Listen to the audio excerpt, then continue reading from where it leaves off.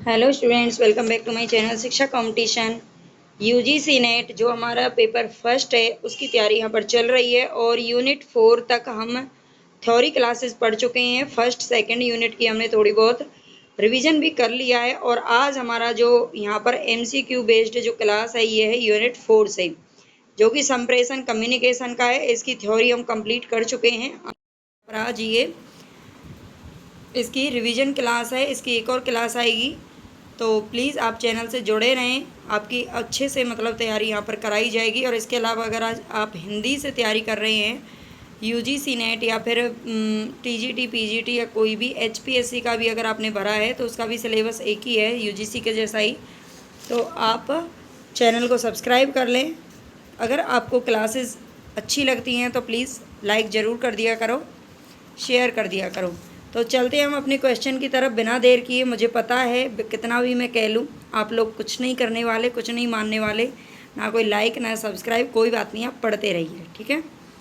किसी का भला मत करिए, आप अपना भला कर लीजिए, वही बहुत बड़ी बात है। चलते हैं हम यहाँ अपने क्वेश्चन की तरफ।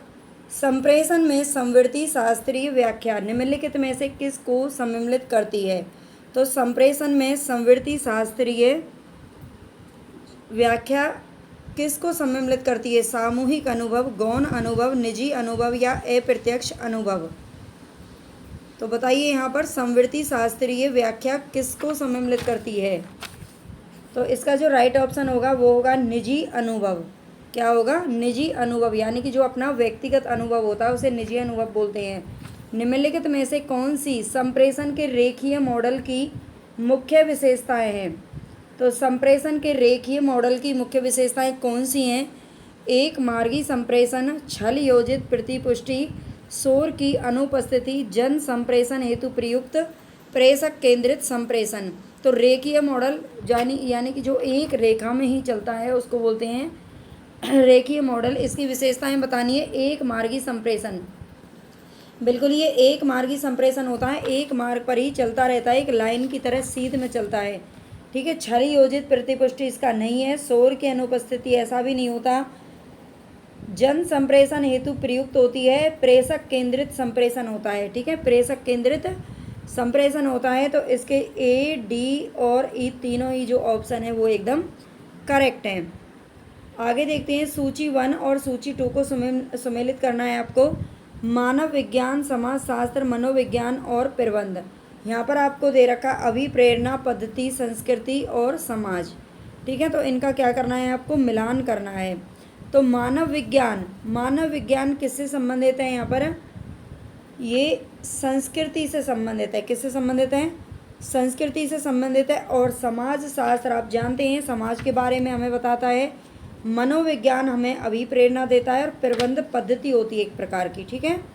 प्रबंध एक प्रकार की प्रक्रिया या पद्धति होती है। तो इनके एक बार और अच्छे से आप देख लेना।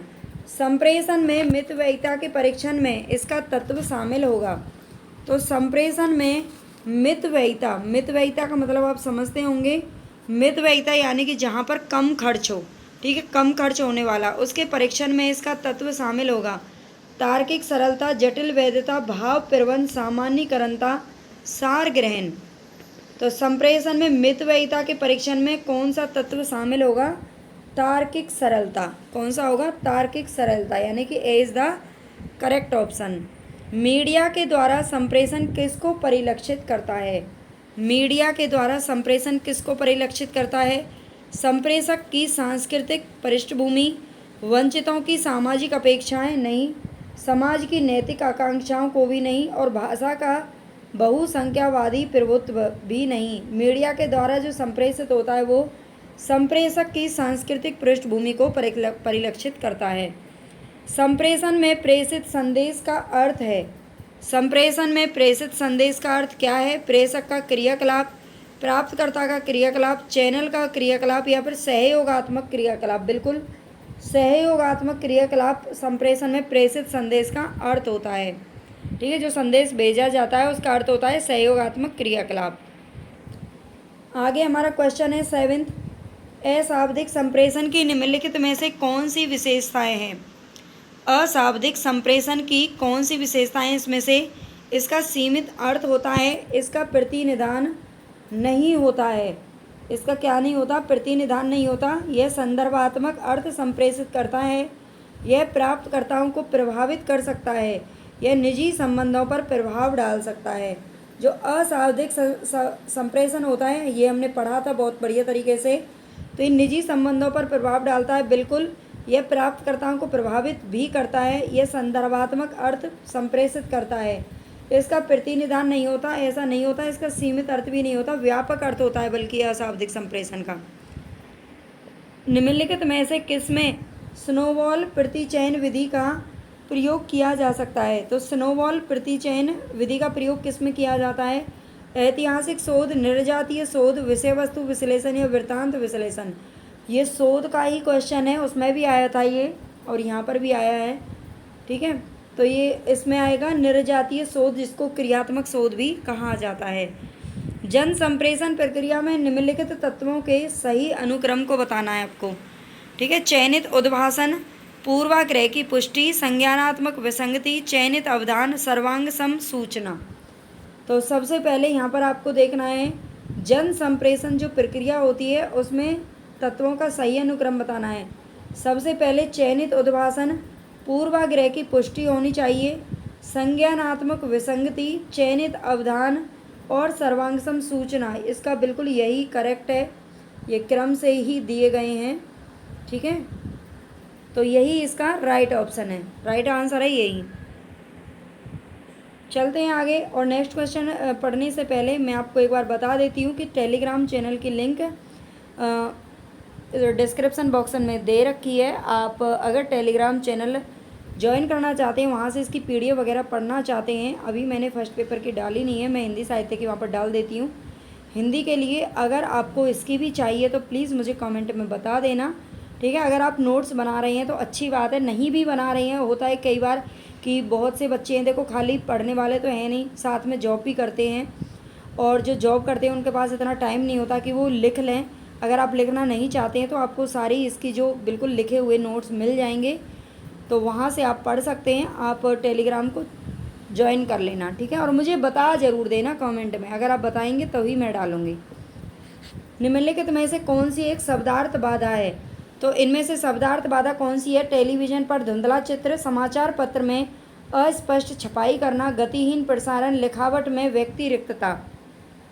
और देखो, अब मैं आपसे नहीं बोलूँगी कि आप सब्सक्राइब कर लें, लाइक कर लें। अगर आपको अच्छा लगे, आपका मन करे तो कर लेना, नहीं मन करे तो कोई बात नहीं। ठीक है, कौन सी एक शब्दार्थ बाधा है? टेलीविज़न पर धुंधला चित्र, समाचार पत्र में अस्पष्ट छपाई करना, गतिहीन प्रसारण। ये शब्दार्थ बाधा की बात कर रहा है, तो ये लिखावट में व्यक्ति रिक्तता।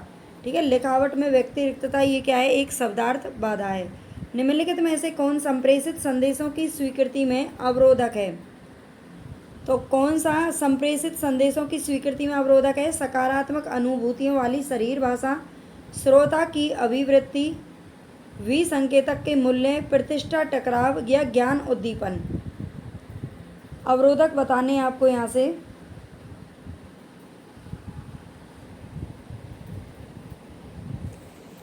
संप्रेषित संदेशों की स्वीकृति में अवरोध कौन सा डालता है? श्रोता की अभिवृत्ति, विसंकेतक के मूल्य, प्रतिष्ठा, टकराव। ठीक है, ये तीनों ही क्या डालते हैं? संप्रेषित संदेशों की स्वीकृति में बाधा डालते हैं। जबकि ज्ञान उद्दीपन और सकारात्मक अनुभूतियों वाली शरीर भाषा, ये दोनों ही पॉजिटिव पॉइंट है, तो ये तो नहीं डालेंगे। संप्रेषण की दृष्टि से अध्यापन और अधिगम के अधिकांश ऑनलाइन प्लेटफॉर्म हैं। तो संप्रेषण की दृष्टि से अध्यापन और अधिगम के अधिकांश ऑनलाइन प्लेटफॉर्म कौन से हैं, कैसे होते हैं? सहकालिक, असहकालिक, एक से कोई नहीं तक, या विशिष्ट समय सीमा से बद्ध। तो इसका जो राइट ऑप्शन होगा वो होगा बी, असहकालिक। ठीक है, बी असहकालिक इसका क्या होगा? आंसर होगा। जब कोई संप्रेषित संदेश किसी दूसरे के संदर्भ पर आधारित होता है तो उसे क्या कहा जाता है? जब कोई संप्रेषित संदेश, मतलब कोई भेजा गया संदेश किसी दूसरे के संदर्भ पर आधारित होता है तो उसे क्या कहते हैं? मेटा संदेश, किसी स्रोत से लिया गया संदेश, संदर्भित संदेश या अनुषंगी संदेश। मेटा संदेश, मेटा अब जो फेसबुक के नाम को भी मेटा कर दिया गया है, मेटा के नाम से जाना जाता है, ठीक है। तो ये मेटा संदेश होता है। निम्नलिखित में से कौन से संप्रेषण के संबंध में सही कथन है?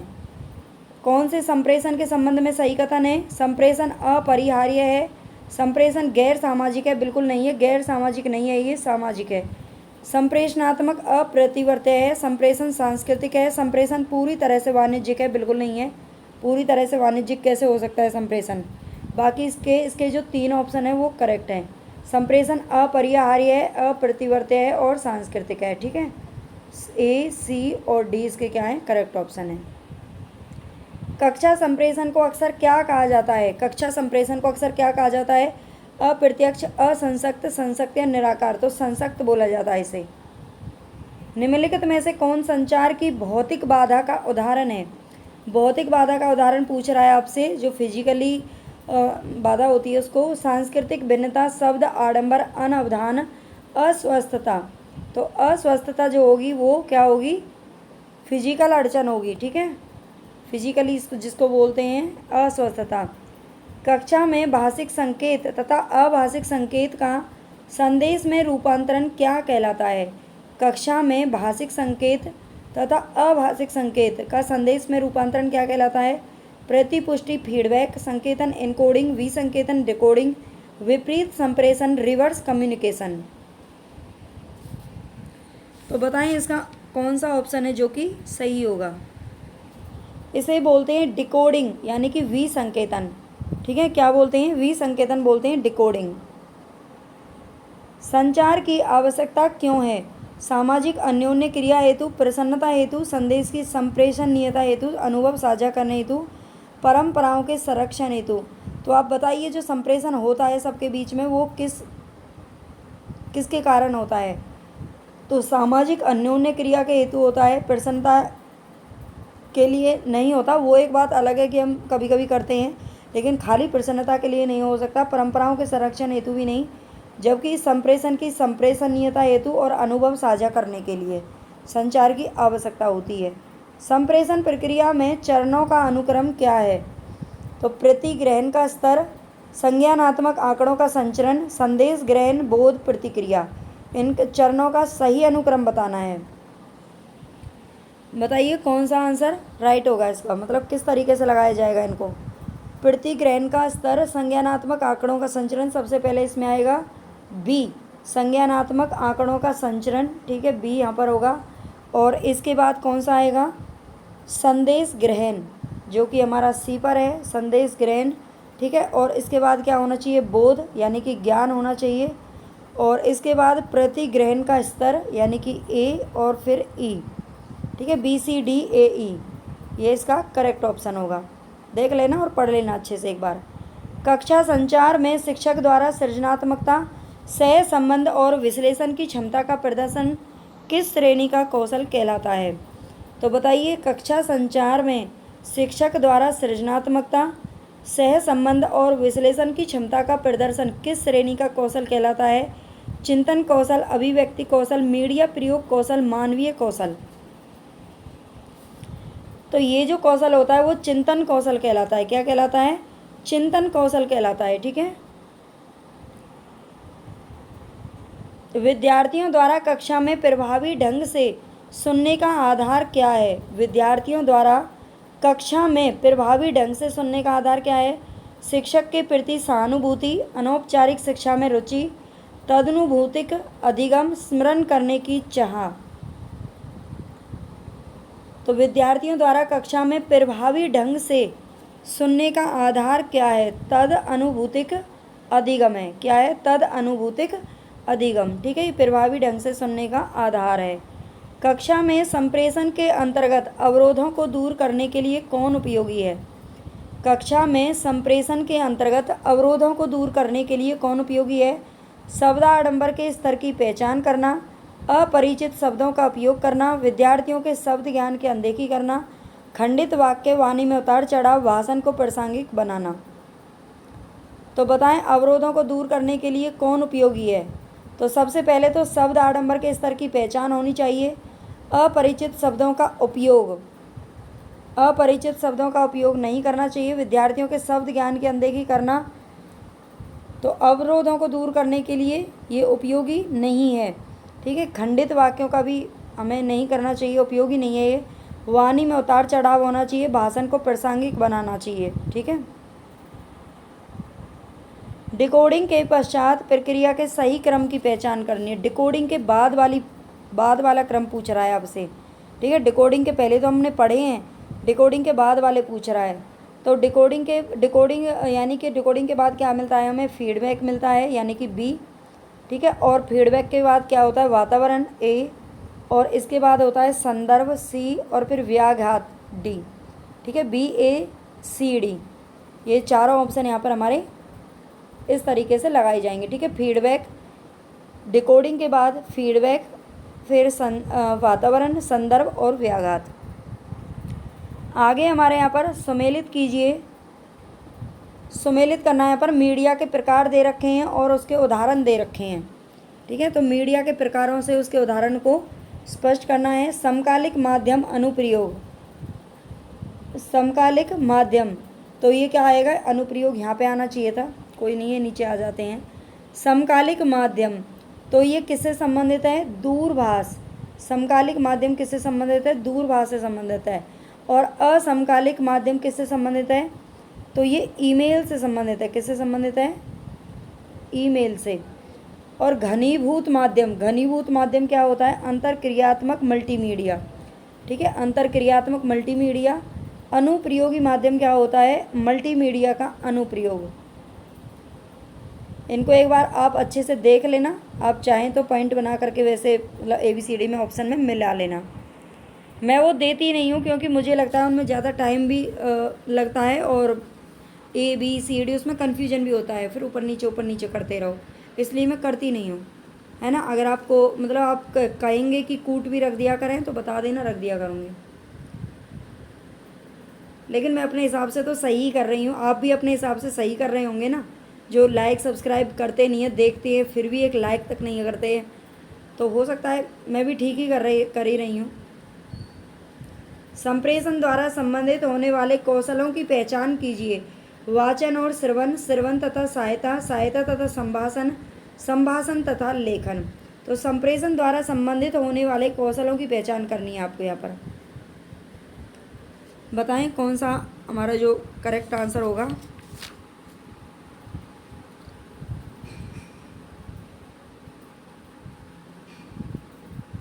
तो देखो, संप्रेषण के द्वारा वाचन और श्रवण और सहायता तथा संभाषण। ठीक है, ये दोनों यहाँ पर सही होंगे। वाचन और संप्रेषण के द्वारा संबंधित कौन से कौशल होंगे? जो बोलने वाला है वो भी और सुनने वाला है वो भी, सहायता तथा संभाषण ये भी होगा। ठीक है, तीनों ही होंगे। निम्नलिखित में से एक तरफा संप्रेषण प्रक्रिया के सही क्रम की पहचान कीजिए। तो इसमें यहाँ पर ये देखो दे रखा है, यहाँ पर ये जो इसकी सही क्रम है वो आपको याद रखना है। तो सबसे इसमें पहले प्रेषक आता है, इसमें प्रेषक दे रखा है ए वाले में और प्रेषक बी वाले में भी दे रखा है।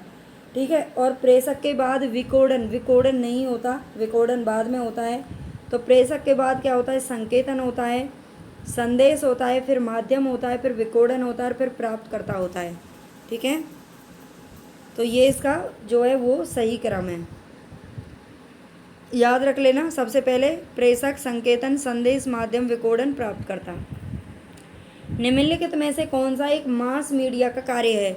संस्कृति को प्रसारित करना, राष्ट्रीय नीति का निर्माण करना, न्यायपालिका को अपना निर्णय लेने में सहायता करना, या फिर शेयर बाजार को स्थिर करना। मास मीडिया का कार्य क्या है? संस्कृति को प्रसारित करना। ठीक है, मधुमक्खियों का नृत्य है जो दूसरी मधुमक्खियों को ये बताता है कि मधुरस कहाँ मिलेगा। ये किसका उदाहरण है? जनसंचार, समूह संचार, अंतर्वैयक्तिक संचार या अंतःवैयक्तिक संचार। तो आपने देखा होगा जो मधुमक्खी होती हैं वो पूरे एक झुंड में रहती हैं, हमेशा ग्रुप में रहती हैं। ठीक है, उनमें बहुत एकता होती है, एक साथ चिपकी रहती हैं सारी की सारी, तो ये समूह बना करके रहती है, ये समूह संचार का उदाहरण है। ठीक है, निम्नलिखित में से कौन से प्रभावी संप्रेषण में बाधक तत्व हैं? तो कौन से प्रभावी संप्रेषण में बाधक तत्व हैं? भौतिक शोर, शब्दार्थ संबंधी शोर, मनोवैज्ञानिक शोर या फिर गैर शब्दार्थिक शोर। कौन से प्रभावी संप्रेषण में बाधिक तत्व हैं, बताइए।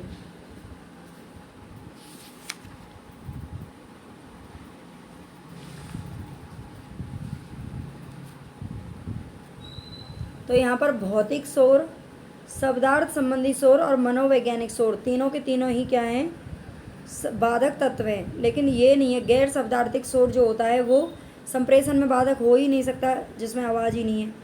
एक अच्छे संप्रेषणकर्ता को निम्नलिखित में से किस सिद्धांत का अनुसरण करना चाहिए। तो किस सिद्धांत का अनुसरण करना चाहिए एक अच्छे संप्रेषणकर्ता को? उसे संगठित रहना चाहिए, उसे दृश्य सामग्री के उपयोग से बचना चाहिए, उसे अधिनायकवादी होना चाहिए, उसे माध्यम से सामंजस्य स्थापित करना चाहिए, उसे कहने की विधा को वरीयता देनी चाहिए। तो उसे सबसे पहले तो क्या होना चाहिए, संगठित रहना चाहिए। अगर खुद ही उथल पुथल है ना, खुद के ही मन में उथल पुथल मची हुई है, तो वो क्या ही संप्रेषण कर पाएगा। तो उसे संगठित रहना चाहिए, उसे दृश्य सामग्री की यहाँ पर बात नहीं हो रही, उसे माध्यम से सामंजस्य स्थापित करना चाहिए, उसे कहने की विधा को वरीयता देनी चाहिए। ठीक है, तो यहाँ पर A, D, E इसके क्या है, करेक्ट ऑप्शन है। ठीक है, तो यहाँ पर हमारे ये 30 क्वेश्चन हैं आज। अगर आपको अच्छा लगे तो प्लीज़ लाइक कर देना, अच्छा ना लगे तो कोई बात नहीं, और ना लगे तो ये भी बता देना कमेंट में कि आप लाइक क्यों नहीं करते हो, आपको क्यों पसंद नहीं आती है क्लास। इतना अच्छा कंटेंट मैं आपके लिए लेकर आती हूँ, फिर भी क्या प्रॉब्लम है। और आप सब्सक्राइब करने की बजाय, और पता नहीं बहुत सारे बच्चे जो अनसब्सक्राइब कर रहे हैं, ऐसी क्या वजह है मैं तो नहीं जानती, लेकिन हो सकता है उनकी अपनी कोई वजह हो। ठीक है, उनको नहीं देखना हो। लेकिन प्लीज़ आप जो भी बच्चे देख रहे हैं, जिनको फ़ायदा हो रहा है, वो तो कम से कम और ज़्यादा से ज़्यादा सपोर्ट करें, शेयर करें, कमेंट करके बता दिया करें। अगर 2 भी कमेंट आते हैं तो लगता है कि हाँ बच्चे देख रहे हैं, तो उनकी वजह से ही कम से कम मुझे थोड़ा सा मोटिवेशन मिलता रहेगा और मैं आपके लिए मेहनत करती रहूँगी। चलिए, टेक केयर, बाय बाय। पढ़ाई करते रहिए, पेपर बहुत पास है, बहुत ज़्यादा दिन नहीं है अभी पेपर में। दिसंबर में होने वाला है एग्ज़ाम, कोई बहुत लंबा टाइम नहीं है। दिसंबर यूँ चुटकियों में निकल जाएगा, आधा तो टाइम त्योहारों में निकल जाना है।